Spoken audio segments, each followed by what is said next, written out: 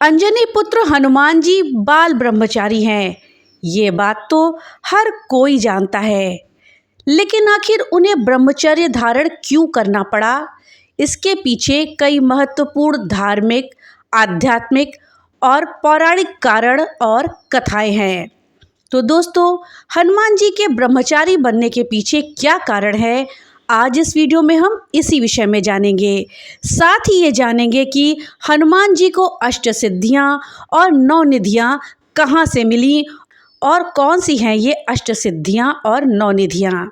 इस जानकारी के लिए वीडियो में हमारे साथ अंत तक बने रहिएगा, जिससे कि आपको सही और सटीक जानकारी प्राप्त हो पाए। दोस्तों, हम सभी जानते हैं कि हनुमान जी श्री राम के परम भक्त हैं। मान्यता के अनुसार उन्होंने अपना पूरा जीवन श्री राम की सेवा और भक्ति में लगा दिया। उन्हें लगता था कि अगर वो गृहस्थ जीवन में प्रवेश करेंगे तो उनके मन में सांसारिक बंधन उत्पन्न हो जाएगा, जो उनकी भक्ति में बाधा बनेगा। इसलिए उन्होंने ब्रह्मचर्य का पालन किया। ये भी कहते हैं कि हनुमान जी की माता अंजनी ने उनसे वचन लिया था कि वो ब्रह्मचारी रहेंगे, ताकि वो संसार के माया मोह से मुक्त रह करके सदैव धर्म की सेवा कर सकें। इसके साथ ही कुछ कथाओं में ये भी कहा गया है कि हनुमान जी ने सूर्य देव को अपना गुरु बनाया और उनसे 9 दिव्य विद्याओं का ज्ञान प्राप्त किया। लेकिन कुछ विद्याएं केवल विवाहित व्यक्ति ही सीख सकते थे। इसलिए हनुमान जी को सूर्यदेव की बेटी सुरवचला से विवाह करना पड़ा था। लेकिन विवाह के तुरंत बाद सुरवचला तपस्या में लीन हो गई और हनुमान जी ने अपना जीवन धर्म की सेवा में लगा दिया। इस तरह से उनका ब्रह्मचर्य टूट गया।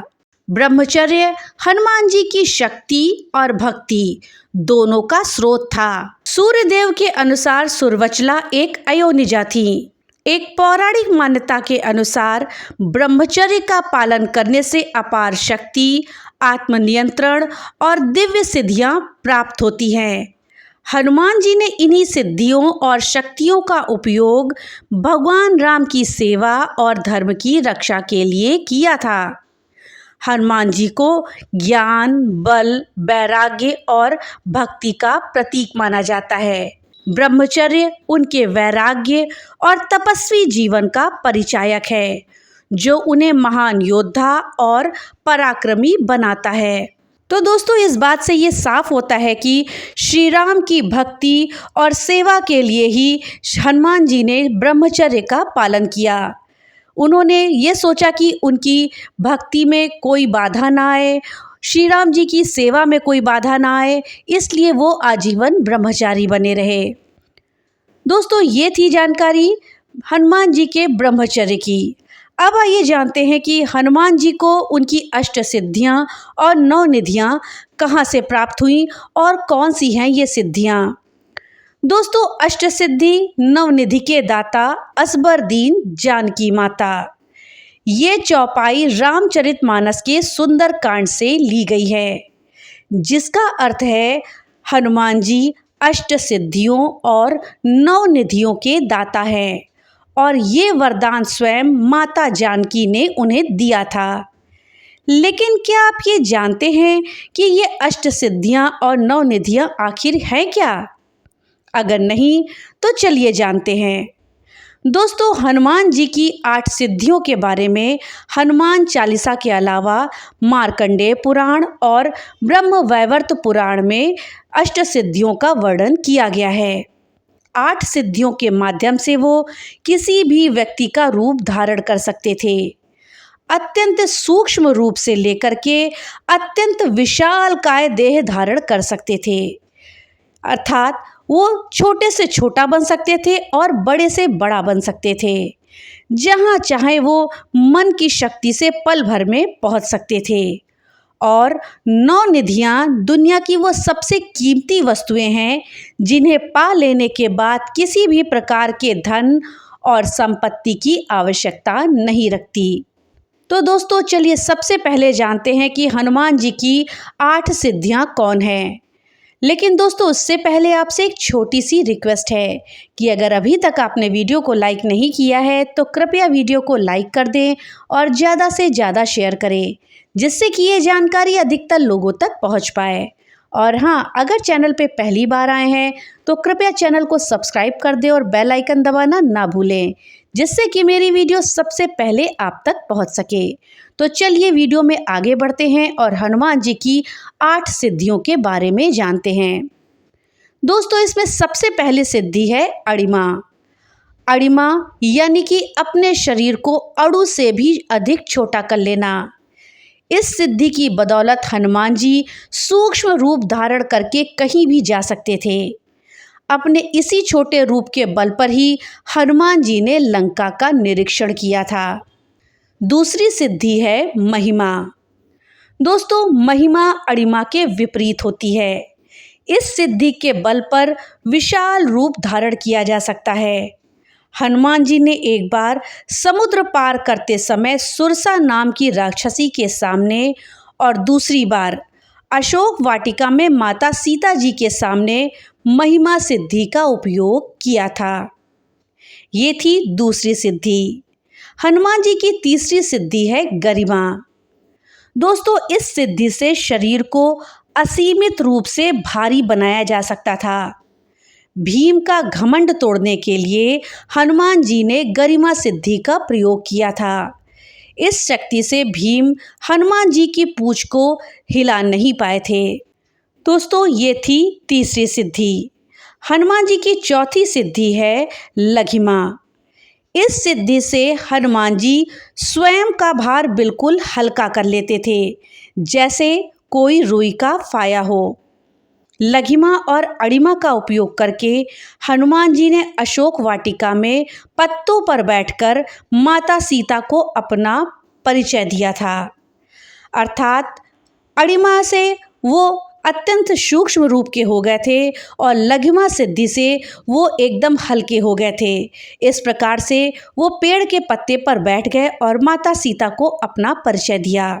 दोस्तों अगली सिद्धि है हनुमान जी की प्राप्ति। इस सिद्धि के दम पर वो हर चीज को प्राप्त कर सकते थे जिसकी उन्हें इच्छा थी। बेजुबान पक्षियों की भाषा को समझना, आने वाले वक्त को देख लेने में ये सिद्धि बहुत ही सहायक होती है। दोस्तों हनुमान जी की अगली सिद्धि है प्राकाम्य। इस सिद्धि के बल से पृथ्वी से पाताल तक की गहराई को नापा जा सकता है। आसमान की ऊंचाइयों पर उड़ सकते हैं। मनचाहे वक्त तक पानी में जीवित रह सकते हैं। इसको प्राप्त करने वाले किसी भी देह को धारण कर सकते हैं और चिरकाल तक युवा रह सकते हैं। ये थी हनुमान जी की छठी सिद्धि। हनुमान जी की सातवीं सिद्धि है ईशित्व। इस सिद्धि की मदद से हनुमान जी को दैवीय शक्तियाँ मिली थी। इसे पाने वाला ईश्वर के समान पूजनीय माना जाता है, इसीलिए हनुमान जी पूजनीय हैं, ईश्वर के समान पूजे जाते हैं। आखिरी सिद्धि है हनुमान जी की वशित्व। अपने नाम स्वरूप इस सिद्धि से किसी को भी अपने वश में किया जा सकता है। इससे पशु, पक्षी, मनुष्य इत्यादि सभी को वश में करके अपने मन के मुताबिक काम करवाया जा सकता है। इस सिद्धि के प्रभाव से हनुमान जी इंद्रियों और मन पर नियंत्रण रखते हैं। तो दोस्तों ये थी हनुमान जी की 8 सिद्धियाँ। अब आइए जानते हैं कि हनुमान जी की 9 निधियाँ कौन कौन सी हैं। इसमें पहली निधि है पद्म निधि। दोस्तों जो कोई भी इस निधि से संपन्न होता है वो मनुष्य सात्विक होता है तथा स्वर्ण आदि का संग्रह करके दान करता है। दूसरी निधि है महापद्म निधि। इस निधि से लक्षित व्यक्ति अपने संग्रहित धन आदि का दान धार्मिक जनों में करता है। तीसरी निधि है नील निधि। नील निधि से सुशोभित व्यक्ति सात्विक तेज से संयुक्त होता है और उसकी संपत्ति 3 पीढ़ियों तक रहती है। चौथी निधि जो कि हनुमान जी के पास थी वो थी मुकुंद निधि। मुकुंद निधि से लक्षित व्यक्ति रजोगुण से संपन्न होता है और वो राज्य संग्रह में लगा रहता है। अगली निधि है नंद निधि। जिस व्यक्ति के पास नंद निधि होती है वो व्यक्ति राजस तामस गुणों वाला होता है और वही कुल का आधार होता है। हनुमान जी की छठी निधि है मकर निधि। दोस्तों, जिस किसी के पास मकर निधि होती है वो व्यक्ति अस्त्रों का संग्रह करने वाला होता है। कच्छप निधि जिस व्यक्ति के पास होती है वो व्यक्ति तामस गुण वाला होता है और वो अपनी संपत्ति का स्वयं उपयोग करता है। अगली निधि है शंख निधि। शंख निधि एक पीढ़ी के लिए होती है।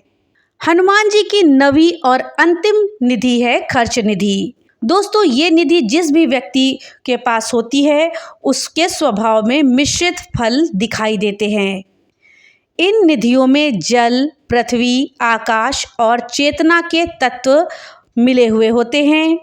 हनुमान जी इन रहस्यों को जानते हैं और अपने भक्तों के कल्याण के लिए ही इनका उपयोग भी करते हैं। अब आइए जानते हैं कि हनुमान जी को आखिर ये अष्ट सिद्धियां और 9 निधियां कैसे प्राप्त हुई थी।